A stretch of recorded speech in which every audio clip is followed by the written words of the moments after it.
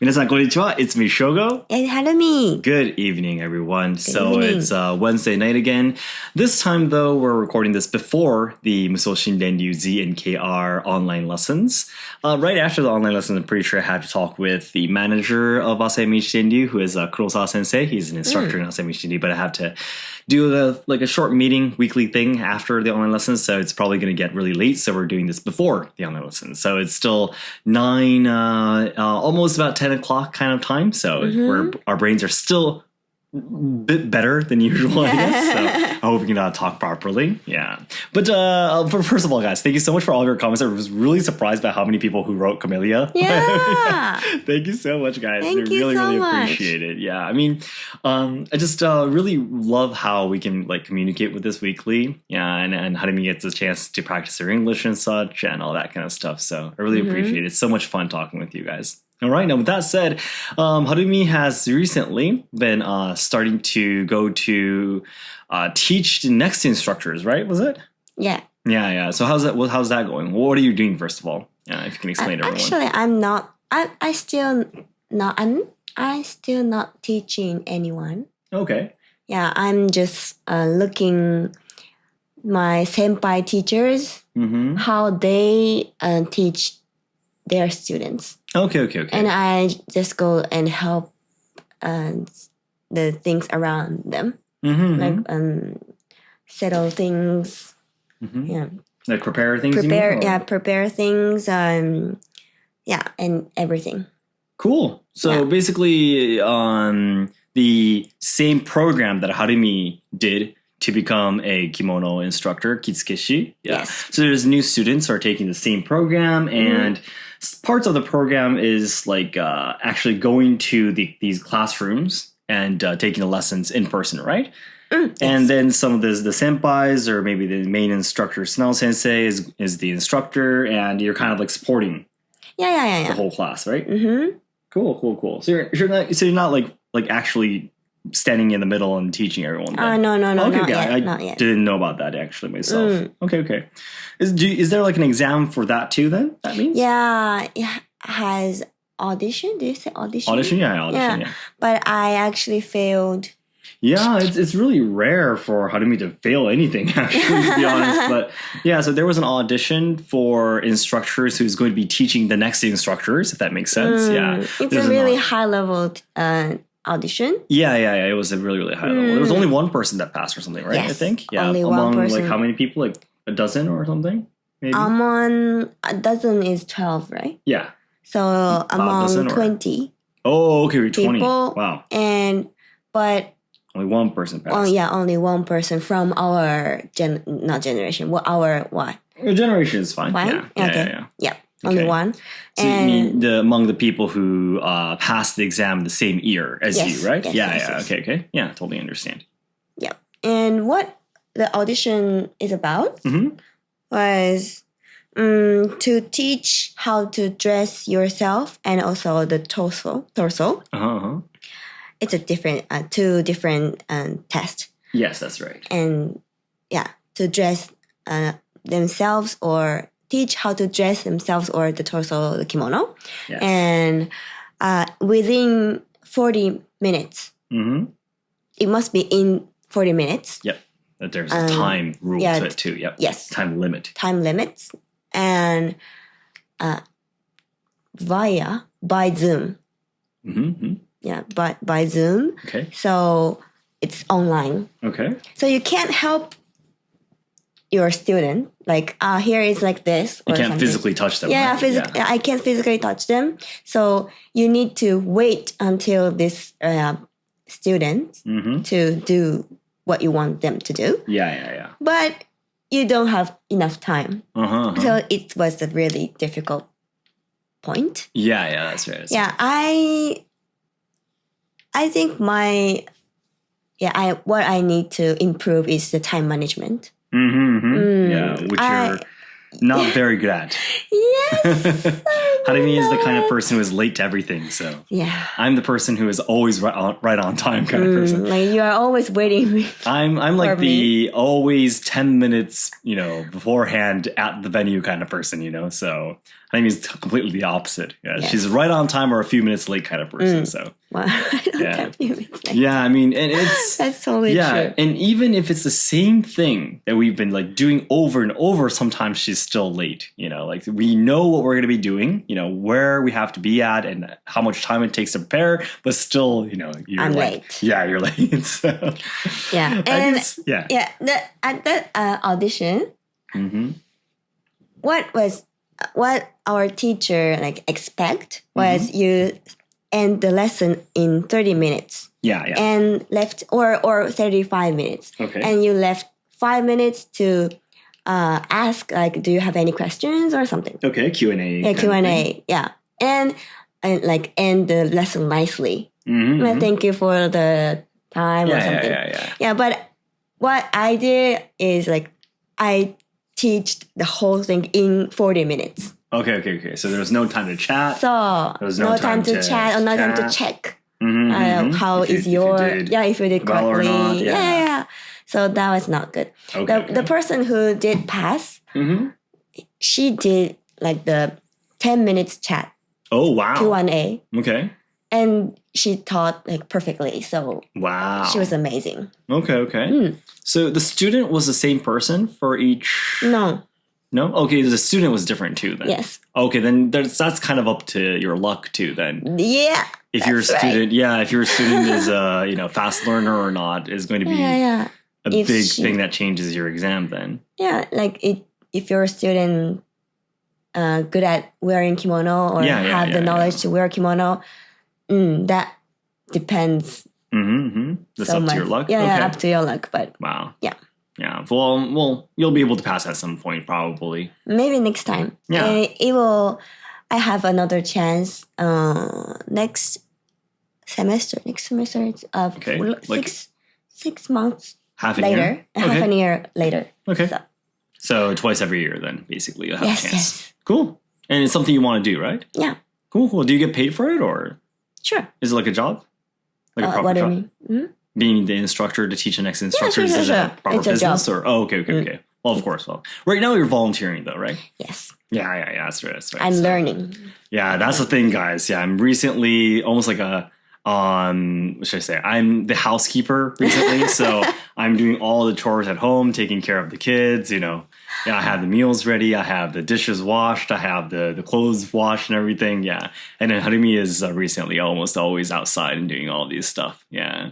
Thank you it's so great. much. Yeah, and it's great. Yeah, but as for our business though, yeah, it's going to get a little bit tough. Yeah, we need to really start making some income. Otherwise, yeah, I can't work, and Harumi is working. But like yesterday, today was just half a day, but yeah, like yesterday was all day from morning to evening. Yeah, and he actually like came exactly when we were about to have dinner, kind of thing. Yeah, and it was volunteering. So yeah, exactly. It's for the experience and such, but at the same time, we already have 3 kids. Yeah. And all the kind of, we're not in our 20s anymore, so we really have to get things going as soon as possible too. Yeah, and that's the reason why you already set up your Patreon page, right? I think.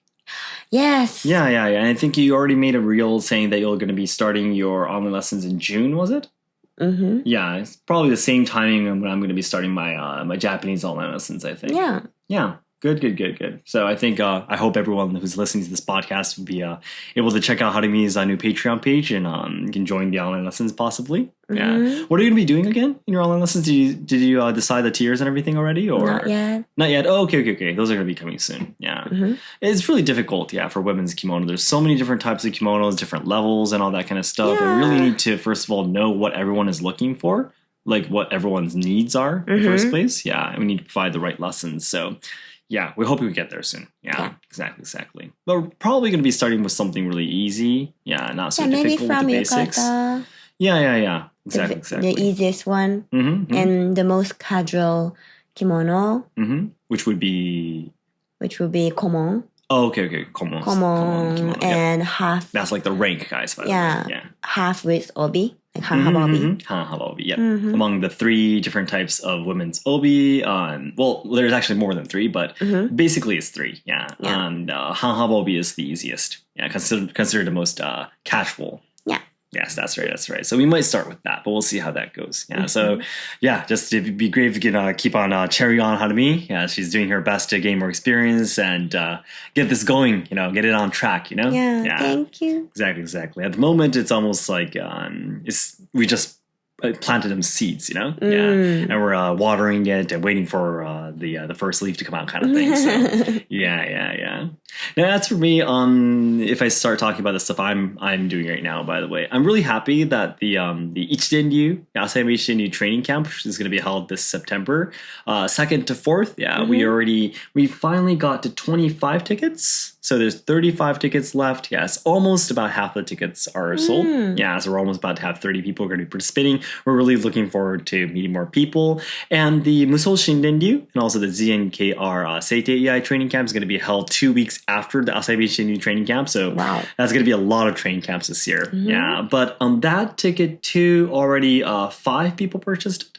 So there's 7 more tickets left for the Musou Shinren-ryu training camp. So that's really exciting. Super excited. So I hope you go. If you're interested in training in Kobudo or katana martial arts in Japan with me and also with Seki Sensei, amazing Kobudo and Iaido master, it'd be great if you can check out our new website we have for Asayama Ichiden-ryu. Yeah, we're selling our tickets on our new website, so I hope you can check it out. If you have any questions, let me know. I think it was really great that when you actually train in person, it really the impact that you received, from all the teaching is just so much bigger than just like watching videos and stuff. So it's just simply going to be a lot of fun, doing it. So. And as for my Shogo's katana shop, by the way, we recently only been posting like 1 katana at the moment. Yeah, but now that the super busy season of spring is coming to an end, yes, March and April is a really busy, crazy season, guys. Yeah, but finally now it's coming to an end. It's almost May. It's finally slowing down, getting quieter. Yeah, in Kyoto too. So the Yushinkan Kyoto that I'm working with for my website, Shogo's Katana Shop, they said they'll be able to have more time to take more pictures, new pictures for the website and all that kind of stuff. So there'll be new katana coming up. Yeah. And as for Usei Kuma too, my men's kimono brand, we're really close to getting those kimono too, right? We're like almost at the point where we're going to be paying the money for the kimono to be tailored and all that kind of stuff. Yeah, I just paid for the obi. Yeah, the obi will be coming too. Yeah, so obi will be the first, I think. Obi will be coming first, and then the kimonos later, probably. Yeah, kimono I need to check the color, as I said earlier. Last week. Right. And also, after the rolls, like rolls of fabric, get done. Yeah. We still need to get them tailored. Yeah, exactly. Still need some time. That's right. Well, I think every week we're gradually moving forward. Yeah. Oh, and by the way, I think if you guys are listening to my podcast, you might know about this already too, but I'm thinking of starting this new activity in Kyoto with Kato Shoten-san, which is a men's kimono shop. Yeah, that's been running for about 20 years now, I think. Yeah. They opened up their new shop in an area called Karasuma in Kyoto. It's the really center of Kyoto, by the way. But they opened it last Christmas, and that's like their first shop where they're actually selling the men's kimono in person. Yeah, because they've only been selling their products online for the past few decades, And so they started this new shop, but their second floor wasn't used for anything. So I actually gave them an idea. Maybe we can start doing some men's kimono dressing lessons. Yeah, and they agreed, and we already took some of the pictures we're going to be using for the website and all that kind of stuff. And so TripAdvisor, Airbnb already submitted this new activity. Great. Yeah, so it's in review at the moment. Yeah. What is in review? It's being checked, basically. Oh, okay. Yeah. So it takes a lot of time recently for these new activities that's posted on these platforms to be confirmed, and you can publish them. They look out for a lot of stuff. Is it authentic? If this is not a scam or all that kind of stuff? Is this person a real person? All that kind of stuff, And recently, because the pandemic has been long over, a few years have passed, and there's many more people coming than before the pandemic now in Kyoto. So there's so many people starting these new cultural activities. in Kyoto especially. So it's taking so much longer for the reviews because everyone is lined up for the reviews for new activities, right? So like I've actually already posted a different activity, a new one, related to katana selling, which has been in review for about 2 months now, actually. And I've contacted them once asking them, is this actually like, is it okay? Is it actually happening? Or am I like, what am I doing right now? And they, because I've been using Airbnb experiences for a really long time now. And one of my activities, Samurai Training with Modern Day Musashi has more than 1,000 reviews. So they're very polite to me. So they gave me a phone call saying that, we're checking it right now. Everything is under control. So please give us a little bit more time. And it's been a month from there. So we're still waiting. But hopefully, because a lot of people have been asking me like, hi, Shogo, I'm going to be, in Kyoto in May. Is your activity already starting or all that kind of stuff? And I'm contacting them directly to say that if they want to come, they could, they just pay in person when they come or stuff like that. But I really do want the website to be ready though, the platform to be ready, because all the information, the pictures and everything are going to be there. The people who are participating will get to know about all these stuff, before they come, and we'll have like a certain platform where we know where we're going to be exchanging messages with each other. And all that kind of stuff. But at the moment we're still waiting. Unfortunately. No, so those are all the things that we wanted to keep you guys updated about. And today, I did want to talk about a certain thing. So I'm bringing out this topic, and it's something that we can all enjoy probably talking about. But so the question is, what would you do if you had 10 billion yen? Whoa! Yeah, so Harumi and I were talking a little bit about this. But 10 billion yen is a lot of money. I want 10 billion yen. 10 billion yen. If you had 10 billion yen, what would you do? 10 billion. Harumi's trying to calculate what 1 billion yen is in the first place. Million が100万でしょ? Yes, that's right. 1 million is 100万円. So 1 billion is 10 oku. 10 oku. Yes, 10 billion is 100 oku. That means 100 oku yen. What would you do? Well, first of all, I would absolutely invest quite a lot of the money. I mean, Harumi and I already invest parts of our income, to be honest. Because like any book about, saving money or stuff like that, it always says that you should save 10% of your income or whatever is you can invest it or save it or whatever. And it's not 10% all the time. But we do something really close to that, right? So we would absolutely put quite a lot of in investment, so that basically the monthly income just from the investment will be enough for us to live everyday life. And there's so many other stuff that we would love to do. But what would your first thing be? What would be the first thing that would come to your mind if you had basically infinity amount of money? What would you think it would be? 10 billion is not infinity, but it's close to that, if you had that much. I think I want to buy something real estate. Okay. Like the tochi. What is tochi? Ground. Land? Land, Ground. Land. I'm going to buy this ground. The land, right? Land, like a really important place. Okay. Like True. We can use here, we can use the place as we can work there or we can do anything. Absolutely. Like a center part in Kyoto or whatever.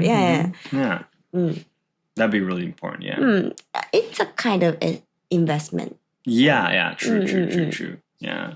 No, the reason why I wanted to bring up this topic is just simply we wanted to talk a little bit more about our dreams. Because, if I had that much money, I would absolutely, just like you said, basically probably purchase some property somewhere in Kyoto, some land. Maybe if there's a building on it already, then that building could be nice, especially if it's traditional. But I would absolutely want to try to invest in advance my own dojo for Asayama Ichiden-ryu.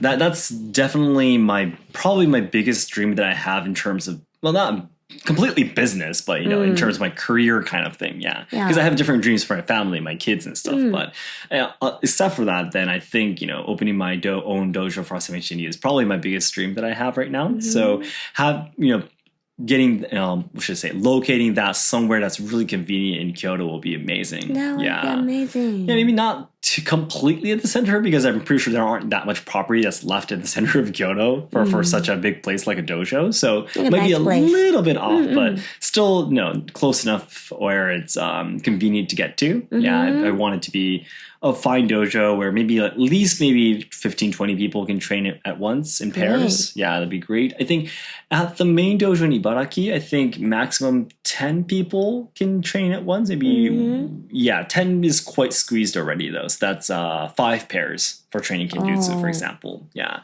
So 15, 20 people can fit. So it'll be about maybe twice the size of the main dojo in Ibaraki. It will be amazing. Yeah, I would love to. If I have my own dojo in Kyoto, which is probably going to be the first dojo in the Kansai area. I mean, in the past, I'm pretty sure Asayama Ichiden-ryu, when we had 7,000 students in the past during the golden age, I'm pretty sure someone was teaching in Kansai too. But for a very long time, I'm pretty sure there wasn't anyone teaching in Kansai area. You know, Kansai is Kyoto, Osaka, Nara, these prefectures. So starting one in Kyoto would be probably like a beginning of a new history for Asayama Ichiden-ryu, I think. So starting my own dojo there, doing online lessons, maybe in the morning, because Seki Sensei's online lessons is at night. So in morning time, it would be great if we could do online lessons. During the day, I would like to hold like a 2-hour activity or something like that for travelers who are coming to Kyoto who want to try out what Kobudo is about. Yeah, if they're interested, they can continue training. And of course, online lessons, of course, that's an option too. So if they want to continue training with online lessons, that'd be great. Yeah, anyone who is a martial artist and have a chance to come to Kyoto and want to try it out, that'd be great, I think. Yeah, this would be a lot of fun. And at nighttime, I'll be holding, of course, regular lessons for the students of the dojo. Yeah. And if there's some space I can create in the dojo, it'd be great if I can sell the training equipment with Kurosawa Sensei. Yeah, and of course have the kimono for Usei Fuma. Yeah, maybe like once in a while we can like use the dojo for like a gallery or something like that for, like let's say this year's new kimono and we set out at a gallery and people can come and see it and everything. And if those people come during the time when that gallery is open, they can purchase the kimono for like with a discount or something like that. It'd be great if we could do something like that too. Yeah, I'm related to Budo, related to katanas, related to kimonos. Yeah, everything in that one place at my dojo, I think would be amazing. Yeah, and I also absolutely something I've been talking about a lot with the people of Nippon Genshosha, which is the workshop in Kyotango, the northernmost area in Kyoto. I talk about them all the time, right? Yeah, it's the workshop where 3 licensed katana swordsmith, young katana swordsmith, work together to make katanas, and they have a dream of raising their own students, for the future. So helping them out, they were saying that there's no place to stay at. Even if they actually have apprentices and disciplines, there won't be a place where they can live. Because there's only the expensive ryokans and stuff like that, so there's no like mansions or apartments that everyone can live together. So that's one thing I really want to like help them build, like an apartment where all the disciplines, the students can live together. Wow. Yeah, and maybe because the katana kaji, the license to become a katana swordsmith, you have to train under a licensed swordsmith for at least 5 years. And then you take an exam and all that kind of stuff. But during those 5 years, you have to work basically 5 days a week almost, or even maybe more than that. But you don't get any money from that, right? Basically, it's in the past when Japan was richer, the katana swordsmiths were making a lot of money, so they'd be able to feed their apprentices if they were working for them or training under them. They would do all the miscellaneous stuff like help cleaning up and all that kind of stuff. So it's the same like Maiko, right? Maiko today, if they start their apprenticeship, in a ochaya and all that kind of stuff, they would get fed, they would get their kimonos, their makeup and all that stuff from their mother, we call, the okasan, and everything will be paid for them. But and of course, in exchange, they need to work, they need to go and see their guests and earn money and all that kind of stuff, which directly goes to their home that they belong to. So in the past, katana kaji was kind of like that too. Katana swordsmith like that, but recently, because these swordsmiths, in Japanese, Japan itself in general isn't that rich anymore. So the instructors, their masters aren't capable of supporting their whole lives basically. So yeah, that's another reason why where I always talk about 10 years ago there was 300 swordsmiths, but 10 years later recently there's only about 170, 180. Yeah, that's one of the reasons why. So it'd be great if I can have this supporting program kind of thing where if that person passes the full exam or something, they'd be able to receive support for the 5 years. Of course, they'll probably have to take an exam. They probably have to report their progress, and there's a lot of rules probably that we'll have to set up. But if we can do that, then the person, until they become a professional, passing the exam and such, they'll be able to do everything for free. Basically, they'll receive life support and all that kind of stuff, and they'll be able to focus on learning. Yeah, kind of thing. Yeah, and if something doesn't work out, then they'll have to quit the program at some point. They'll have to leave if they break the rules or kind of thing. So I think that'll be really similar to the Asayama Ichiden-ryu too. This is something we're already thinking about, but there's those cultural visas where you can come to Japan if you're doing cultural activities. You can stay in Japan for a while, and we're actually already thinking about this, even if we are not talking about this topic, but. We might do similar, like an audition kind of thing. And we might actually have one student or two students a year coming over to Japan to train, really focus on training Asayama Ichiden-ryu. Wow. But at the moment though, even if a student comes to Japan and they really want to focus on the training, we can't support their whole life, right? We can't always provide food to them and all that kind of stuff. So that's the thing I'm still discussing with the senseis of Asayama Ichiden-ryu. Yeah. But if we actually have that much money, we'll be able to, completely support them too. Yeah. They can live at the students' lounge kind of place that we created last year. Yeah. They can actually live there, and they can, of course, not just the training, but of course, support Seki Sensei's whole life itself. Just how Maiko's, of course, would have to help out with doing chores and all that kind of stuff in the beginning. Yeah, I think it's the same for rakugo masters too. Yeah, when they're in their apprenticeship, they have to fold their master's kimono and all that kind of stuff for a couple of years, right? I think it'd be really similar. Yeah, but starting those programs for people who are really serious in training, whether it's making katanas or whether it's Asayama Ichiden-ryu, whatever it is, yeah, starting a program to support them would be something I would love to do too. Yeah, and making kimonos too. Yeah, for Huma as well. There's so many amazing workshops and craftsmen who are making beautiful, unique types of kimono and kind of adding a little bit of essence of my style into it and creating a product with each, workshop and craftsman and selling it as Huma, I think will be amazing too. Right. Yeah, like one place I'm really interested in is the obi workshop that Yamada Isumi Sensei, my no theater master. Yeah. He always makes an obi every year, and my favorite obi is that obi actually. Yeah, one last year was the Phoenix, and the year before that was the silver one. I'm not too sure what the design is about. Yeah, but the Phoenix and that the silver gray obi is absolutely my favorite. Yeah, it's really expensive, but it's worth the price absolutely. So really easy to tie. Very easy to tie. The design itself is beautiful. Yeah, Yamada Sensei has a very good taste with design. Yeah, because he was the one deciding what to design and all that kind of stuff. And because he's a professional performer, he knows what kind of obi is good for a performer, right? So all that shininess with the silver threads and all that kind of stuff makes it even better. Yeah. So yeah, working with those workshops, like the one place in Kyoto, if you remember, they would sew the raden into their kimono, like the shells. Yeah, those are really beautiful too. So doing collaborations, making kimono with them would be something I like to do. Yeah, there's a couple of minutes left. Would you want to add something that you want to do? I if we have 10 billion yen, right? 10 billion? Yeah. 1 billion? I don't care. It doesn't matter. It doesn't infinity money. Yeah, whatever. Yeah, I want to have. It's like the dojo for you. I want to have the stage, like a little stage for me to train Nihonbuyo. Oh, okay. Nice. Yeah, my sensei's sensei. Yeah. Shizuki Sensei's sensei has a place that she built. Wow. It's a really skinny building. Okay.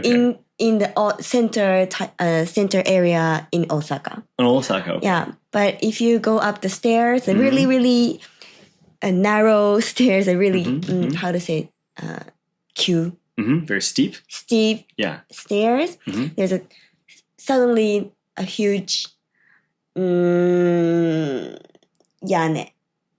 Okay. Roof. of the Japanese traditional roof Okay. inside the buildings. Like it's like a nogakudo. Okay. Same as Okay. nogakudo, the roof kind of No theater stage. theater stage and the itama stage inside that small buildings. Okay. And it looks really beautiful. Yeah, you're using so many Japanese words. You're not explaining what there are. You gotta explain what itama is without Itama, the wooden floorings, wooden right? floor. Yes. Wooden floorings. So I want to build something like that. That'd be amazing. Yeah, I mean, if we like build, especially if it's like a no theater style stage, like basically anything can be performed there. Like Japanese, of course, dancing can be performed there. The traditional music can be performed there, and all that kind of stuff. So yeah, not just a dojo, but it could be a different place, a separate place, but we can have our own theater kind of thing. I think. Yeah, because you train in no theater, so yeah, absolutely. No stage would be perfect. Like we talked a little bit about stage. that too before in the past. Yeah, and I also want to make my kimono brand. Yeah. Oh, really? Okay. Yeah, in like women kimono. Yeah. Of course. I'm really interested in to redesign the old kimono. Okay. What does that mean? Like antique kimono, like real old kimono. We can see those design in pictures or something like that. Yeah. And some people make the kimono like with the same design in that picture. Okay, makes sense. It's in Japanese it's fukkoku ban, fukkoku ban antique revival kimono. kind of thing. Revival antique kimono. Yeah. So it's the kimono made in like modern kimono, but it's the design is from the past picture, the kimono inside the picture. Yes. And to add a little bit of information, guys, antique kimono, the definition is a kimono that's about 100 years old, by the way. Yeah. More than 100 years old, or the vintage kimono. Yeah, exactly. So I think it's really interesting. Yeah, to work on something like that. Yeah. Cool. All right. So it's your turn, guys. You can write in the comments what you like to do if you had a 10 billion yen or whatever dollars or whatever you like. Yeah. And I think it's really important that we once in a while have these opportunities where we remove our limits. Yeah. In our mindsets, because think outside the box. Yeah, exactly. Because especially once you become an adult, I think whenever you think about your dreams or futures, you tend to limit yourself automatically. You put a roof over your head, saying that, well, I'm not young enough, or I don't have enough money for that. I don't have time for that. I don't have enough energy or stamina or stuff like that. Right. But, if you get rid of that, I'm pretty sure we can all, work on our imaginations and, imagine a brighter future. And then when you get those ideas out of your head, you're like, why am I not doing that right now? Nothing happens. Because what Harumi and I talked about are all probably we could make them reality. It's not that difficult, to be honest. We have like the next few decades of our lives, it's possible. It's absolutely possible, so yeah. So sometimes it's really interesting how even when you have like totally like no limits at all, sometimes the dreams that you could think up of are things that you can actually immediately do almost. Not immediately, but you could do in the near future sometimes, Yeah, as for Harumi and I, it's even if we have that much money, what we're going to be doing is basically the same as what we're doing right now. True. Yeah, the only difference is if we actually have that money or not. So yeah, where we're heading towards is the same. Yeah, so I think that'd be amazing. You can do it little by little. Yeah, exactly. So that'd be really, really cool. If we had more time, well, there's absolutely a lot more that we can think of. But yeah, I mean, like thinking about, stuff related to Japanese traditional music too. Yeah, I think we can do some stuff related to that as well. Maybe selling instruments or teaching, music and all that kind of stuff would be great. No theater related stuff I haven't mentioned at all, Yeah, because we might be able to do like if you have our own stage, our own theater, we might be able to hold like monthly or something like that, like at a regular pace, doing no theater performances for people who are visiting Kyoto at a really low price, Yeah. For anyone who's like really interested and all that kind of stuff. I mean, it would be great. I mean, if we had such a theater, like a place, we could do like monthly events too. Like we could bring in some famous people who are in the field of Japanese traditional culture. It could be like let's say Susanna Yuko-san, who is the the vocalist of Wagaki Band and Hana Fugetsu. We can invite her, and we can like do like a talk session, and then we can ask her to do a singing performance, all that kind of stuff. Maybe we can ask Kaminawa-san to come. We can ask Yamada Sensei to come. We can ask Shizuki Sensei, your Japanese traditional dancing sensei, to come. Yeah, all that kind of stuff. We can like hold these monthly events. Yeah, we can have people come. Yeah, we can make that into a community too, maybe.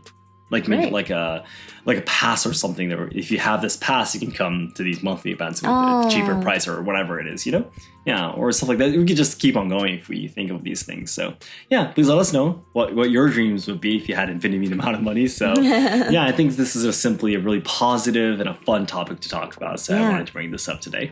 All right, then the Musoshin Denryu Z and KR Seitei EI online lessons are going to be starting in about 6 minutes, but it's about time for us to get going. All right, guys, thank you so much for your time. We'll be looking forward to your comments. Thank you so much. Thank you so much. Bye-bye, guys. Bye.